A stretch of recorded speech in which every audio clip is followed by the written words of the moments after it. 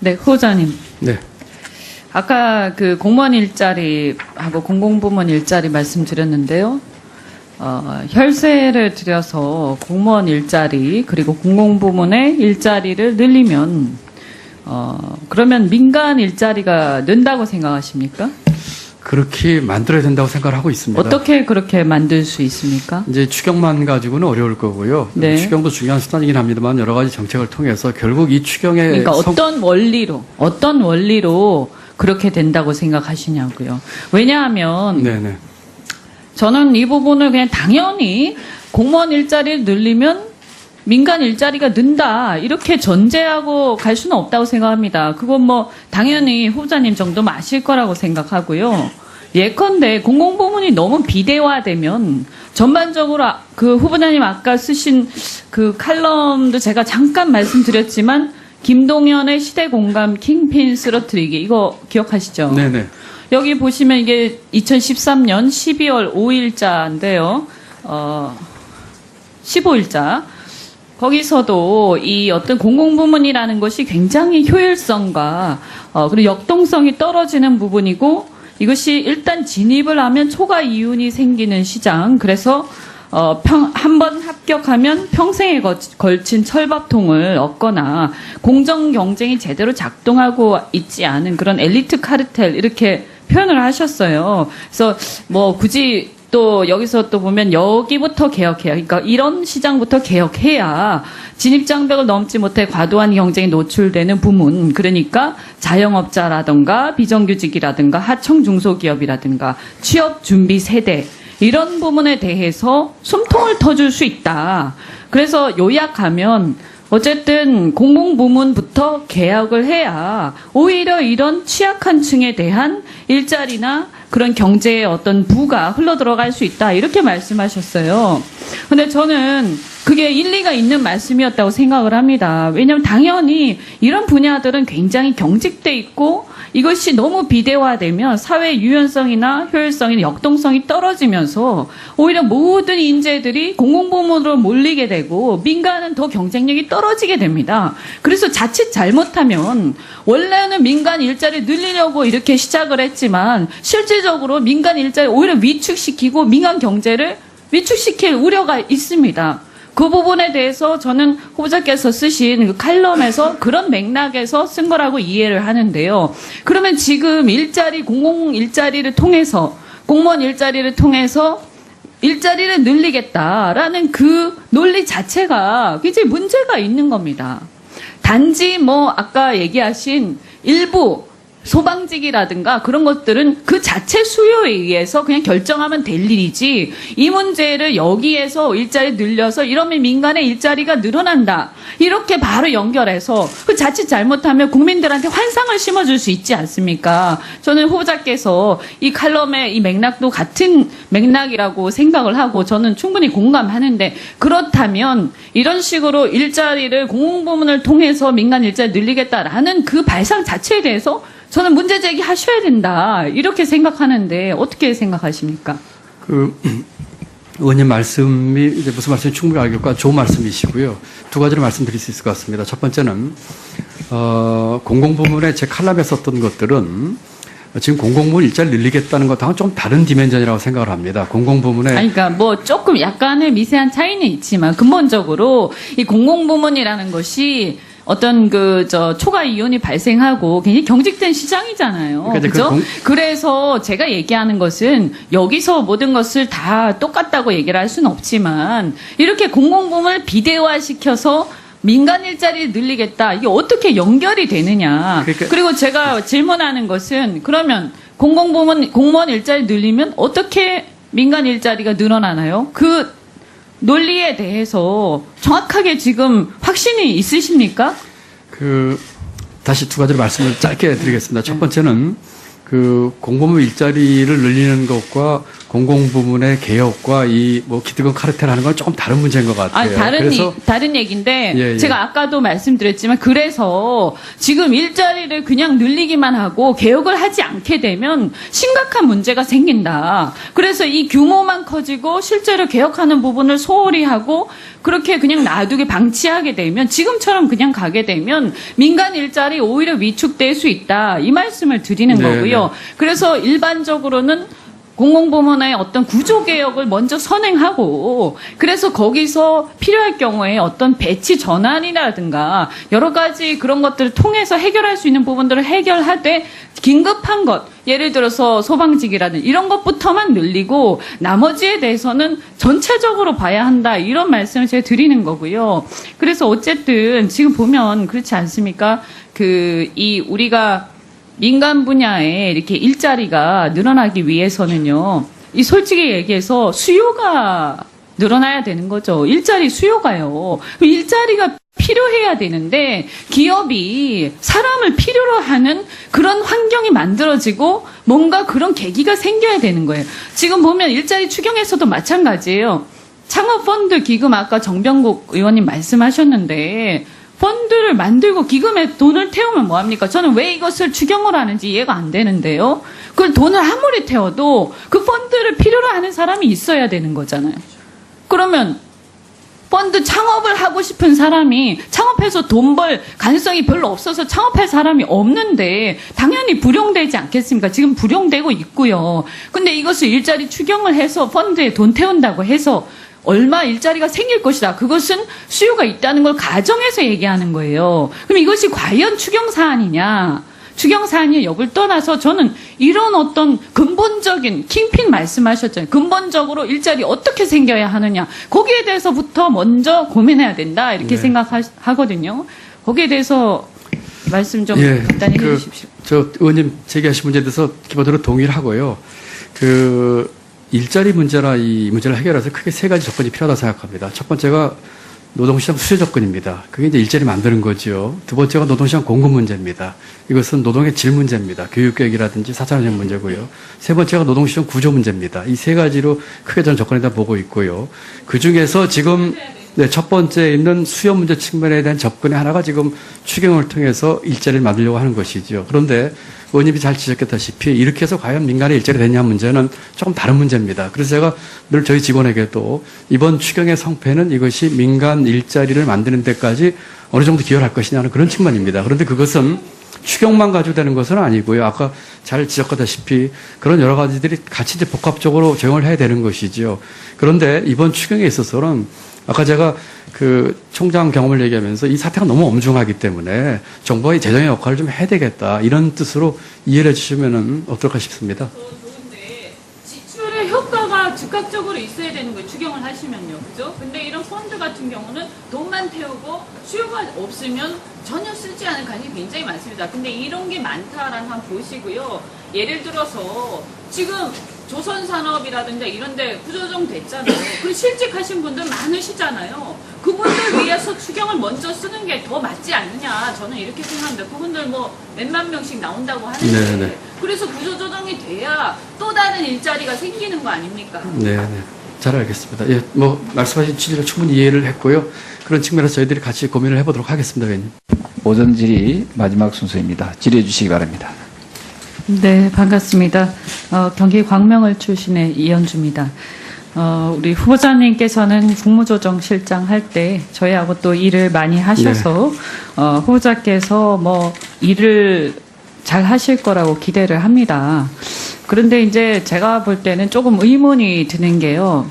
사실 과거에 두 정부에서 계속 예산실장, 기재부 차관, 또 국무조정실장 이렇게 역임을 하셨잖아요. 네네. 그리고 그때 아시겠지만 경제정책의 기조가 낙수효과에 기반한 그런 경제성장 정책이었는데 실제로 후보자께서도 2014년 2월에 아랫목 온기 윗목으로 가서 국민이 체감하게 할 것이다.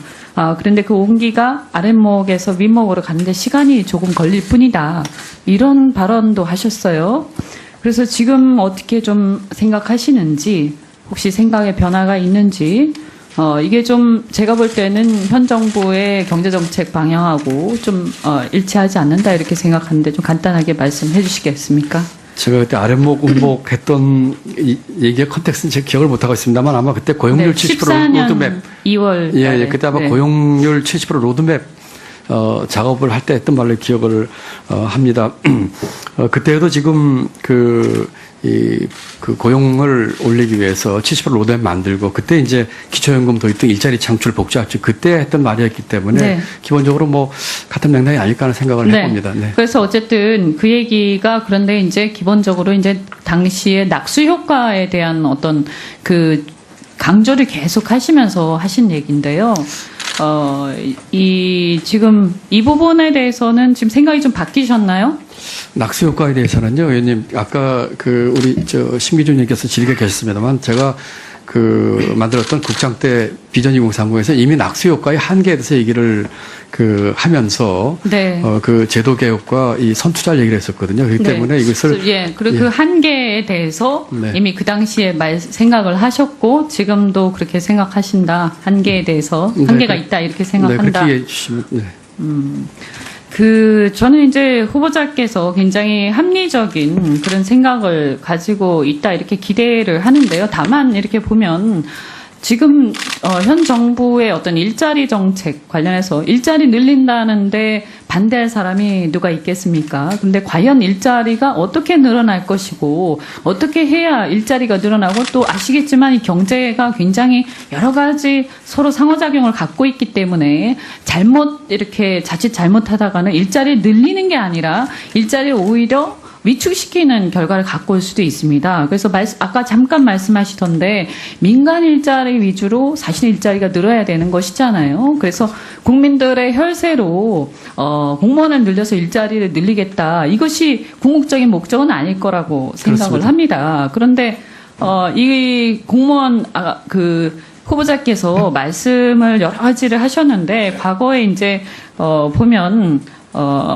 공무원을 이제 후보자께서 철밥통 이렇게 표현을 하셨어요. 뭐 그것은 많은 분들이 그렇게 표현을 하시니까 어떤 예를 들어서 굉장히 경직돼 있고 유연하지 못한 그래서 효율성이 떨어지고 경쟁력이 떨어지는 이런 어떤 공무원 사회, 관료 사회의 특징을 말씀하신 거다 이렇게 보는데요. 저는 뭐 어느 정도 인정을 합니다. 그렇기 때문에 오히려 관료 사회나 이 공공부문은 개혁을 해야 될 부분이 굉장히 많다. 그래서 그 개혁해야 될 부분을 놔두고 그냥 무작정 늘리게만 해서는 이것이 굉장히 감당하기 힘들어지고 오히려 이런 것들이 경제의 어떤 순환을 막아서 굉장히 침체로 갈 가능성이 굉장히 그런 위험이 있다라고 생각을 합니다. 아까 말씀하신 그런 소방직이라든지 뭐 이런 부분에 대해서는 제가 인정을 하지만 그러나 이 개념 자체는 방향 자체를 너무 이렇게 가는 것은 문제가 있지 않는가. 그리고 또 그 후보자 스스로가 그 칼럼에서 그렇게 말씀을 하셨어요. 우리 사회 게임의 룰, 이 말씀하셨잖아요. 그래서 초과 이윤이 생기는 시장, 즉 독과점 시장이라든가 공공부문, 사회적 지대를 누리는 특정 직역사회 등의 개혁이 필요하다. 그래야 경제가 발전한다, 성장한다 이런 말씀하셨고 저는 일정 부분 동의를 하는데요. 이 얘기로 보자면 어떤 관료사회나 어떤 공공부문이라는 게 이제 독과점적 구조를 원래 갖고 있잖아요. 그래서 그것을 비대화시켰을 때 오히려 경제 위축될 수 있다. 일자리도 줄어들 수 있다. 이 부분에 대해서 저는 아주 깊은 고민이 필요하다 생각하는데 어떻게 생각하십니까? 의원님 지적에 전적으로 공감합니다. 이 공공부문이나 아까 말씀하신 그 철밥통 내지는 이 기득권 카르텔 이쪽에 있어서는 저희가 분명하게 이 개혁을 해야 되는 부분이고요. 그래서 그 부분은 뭐 우리 의원님 전체로 동의하고요. 이번에 이 추경 문제는 워낙에 지금 이제 여러 가지 사정들이 아까 말씀드린 것처럼 고용 절벽에 또 지금 에코붐 세대가 91, 95년생들이 앞으로 5년 동안에 계속 더 많이 나오고 있거든요. 이런 측면에서 그 민간 부문 일자리를 궁극적으로 내기 위해서 지금 정부에서 할 수 있는 고민, 재정의 역할 이런 측면에서 이제 좀 다른 지면을 보셨으면 좋겠고요. 결국은 아까 말씀드린 것처럼 추경은 저는 크게 세 가지 중요한 포인트가 있다고 생각합니다. 첫 번째는 할 거냐 말 거냐 문제고요. 두 번째는 그 내용의 문제거든요. 그래서 이 추경을 통해서 민간 일자리까지 연결되는 그 연결고리를 어떻게 찾으면서 할 것이냐 하는 그 문제가 이 추경 성패의 키가 있다고 저는 생각을 합니다. 그 부분은 아마 나중에 네네. 보고를 받으셨는지 모르겠는데 굉장히 문제가 많아요. 네네. 네네. 이따 뭐 고견 주시면, 네. 알겠습니다. 네, 원활한 회의 진행을 위해 잠시 정회한 후 2시에 속개하겠습니다. 정회를 선포합니다.